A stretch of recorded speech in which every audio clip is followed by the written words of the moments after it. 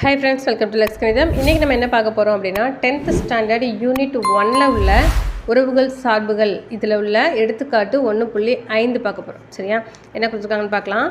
படத்தில் காட்டப்பட்டுள்ள படம் 1.10 அம்புக்குறி படமிட்ட படமானது P மற்றும் Q கணங்களுக்கான உறவை குறிக்கிறது. ஏதோ உறவுக்கான ஒரு படம் கொடுத்துருக்காங்க, உங்களுக்கு நீட்டாக அதை நாங்கள் போட்டு காமிச்சிருக்கிறேன். ஓகேவா, உறவை குறிக்கிறது. இந்த உறவை எப்படிலாம் எழுதணும் அப்படின்னா ஒரு 3 சப்டிவிஷன் கேட்டிருக்காங்க. ஃபர்ஸ்ட் ஒன், கன கட்டமைப்பு முறையில் இதை எழுதணுமா, அடுத்து பட்டியல் முறையிலையும் அதை எழுதணுமா. எப்போவுமே நம்மளுக்கு தெரியும், நம்ம உறவுகள் டாபிக் பார்க்கும்போதே பார்த்தோம், கான்செப்ட் வீடியோலே பார்த்தோம், உறவுகளை வந்து கன கட்டமைப்பு முறையிலையும் எழுதலாம், பட்டியல் முறையிலையும் எழுதலாம் அப்படின்றத பார்த்தோம். சரியா, ஸோ கன கட்டமைப்பு முறை பட்டியல் முறை ரெண்டுமே எழுத சொல்லியிருக்காங்க. அடுத்து ஆரோட மதிப்பகம் மற்றும் வீச்சகத்தை கண்டுபிடிக்க சொல்லியிருக்காங்க. ரொம்ப ரொம்ப ஈஸியான ஒரு கொஸ்டின், எப்படி செய்கிறது அப்படின்றத பார்க்கலாம்.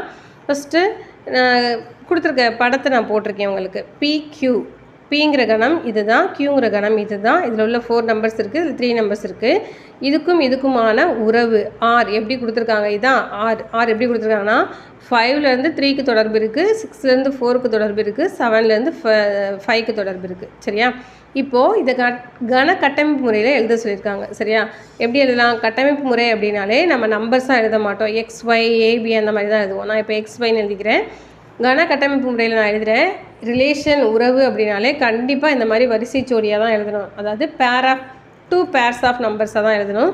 இப்போ XY இதில் உள்ள Y எப்படி இருக்குதுன்னு பாருங்கள். Y எப்படி இருக்குன்னா, இப்போது X என்ன இருக்கோ, அதாவது Pயில் உள்ளது தான் நம்ம Xன்னு சொல்லியிருக்கோம். ஃபஸ்ட்டு கணத்தில் உள்ளதை ஃபஸ்ட் நம்பர், செகண்ட் கணத்தில் உள்ளது செகண்ட் நம்பர்.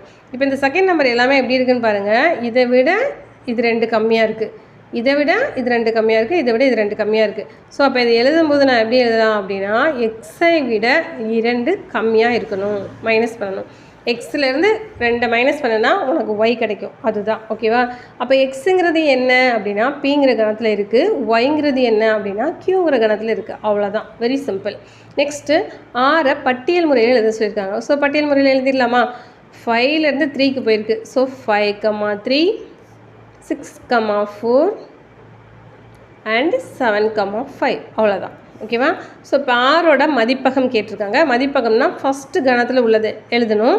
ஆனால் ஃபஸ்ட்டு கணத்தில் இதுலேருந்து இதுக்கு எந்த உறவுமே இல்லை அப்படின்னா அதை நம்ம எழுதக்கூடாது. சரியா, அப்போ 5, 6, 7 இதுலேயுமே பார்த்திங்கன்னா 5, 6, 7 தான் வந்திருக்கும்.